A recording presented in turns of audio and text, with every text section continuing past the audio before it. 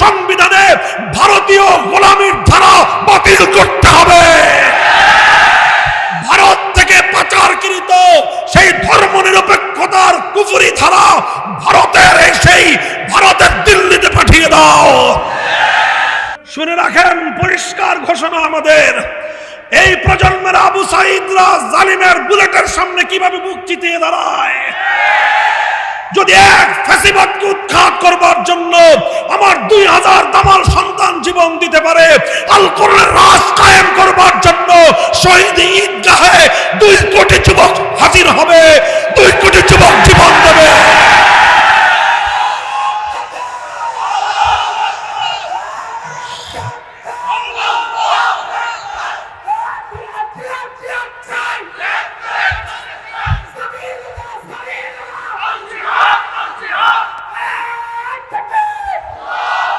হ্যাঁ, প্রস্তুত থাকবো তো ইনশাআল্লাহ। এ জাতির যুব প্রজন্ম প্রস্তুত হচ্ছে। কথা দুটো, ভারতীয় আধিপত্যবাদ রুখে দাঁড়াও, সংবিধান সংস্কার করো।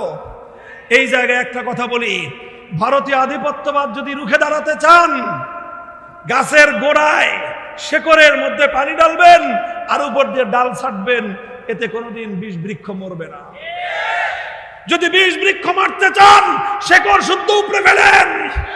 মুসলমানদের সংবিধানে একটা ধারা সংযোজন করো, সেই ধারাটা হলো এই যে এই দেশে, শরীয়তুল্লাহর এই দেশে, শাহজালালের এই বাংলাদেশে কোরআন সুন্নাহ বিরোধী কোন আইন, কোন নীতিমালা, কোন ধারা থাকবে না।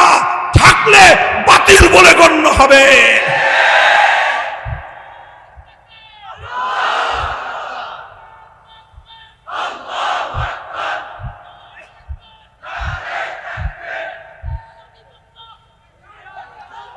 যদি এই দুটো কাজ করা যায়, তাহলে একদিকে ভারতীয় আধিপত্যবাদ শেকড় সহ উপরে যাবে, বাংলাদেশের 1000 বছরের আমাদের পূর্বপুরুষদের আজন্ম লালিত স্বপ্ন বাস্তবায়িত হবে।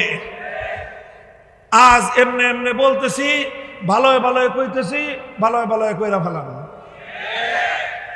কথা বলেন ঠিক না বেঠিক? 1800 শতকে, 18 শতাব্দীতে যখন পশ্চিমা বিশ্ব, ইউরোপ তারা আগ্রাসন চালায় মুসলিম বিশ্বের উপর, ব্রিটিশ দখল করে আমাদের পাক ভারত উপমহাদেশ, ফ্রান্স ইটালি দখল করে নেয় মুসলমানদের বিশাল আফ্রিকার অঞ্চল, মধ্য এশিয়ার অঞ্চলগুলো।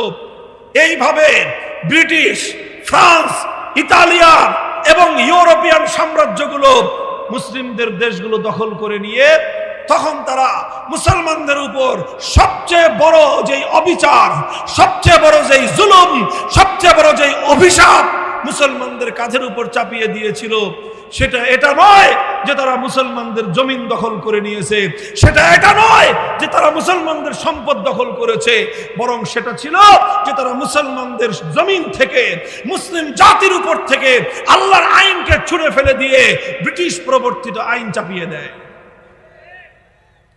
যখন এই অভিশাপ মুসলমানদের উপর চাপিয়ে দেওয়া হয়, ওলামায়ে উম্মত নীরব বসেছিলেন।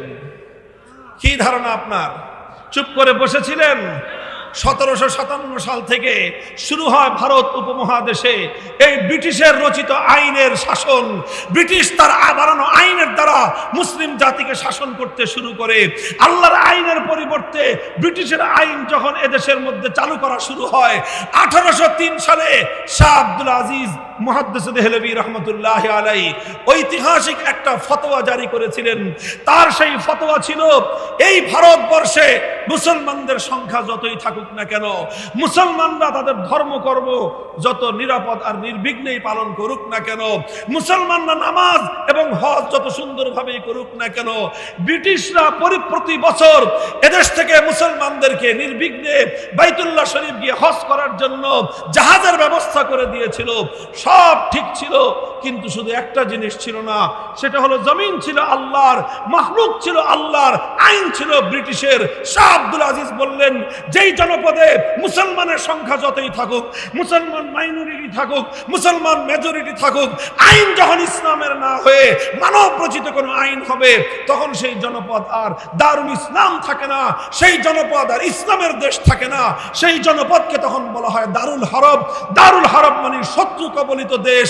ওই শত্রু কবলিত দেশ থেকে মানব রচিত সমস্ত কুফরি আইনকে উৎখাত করে আবার আল্লাহর আইন ফিরিয়ে আনার জন্য জিহাদ করা, লড়াই করা, সংগ্রাম করা প্রত্যেক মুসলমানের জন্য ফরজে আইন।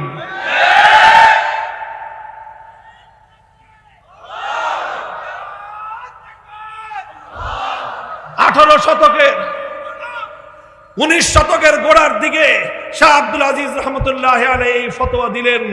19 শতক গেল, 20 শতক গেল, একবিংশ শতাব্দীর শিকি শতাব্দী অতিক্রান্ত হয়ে গেল।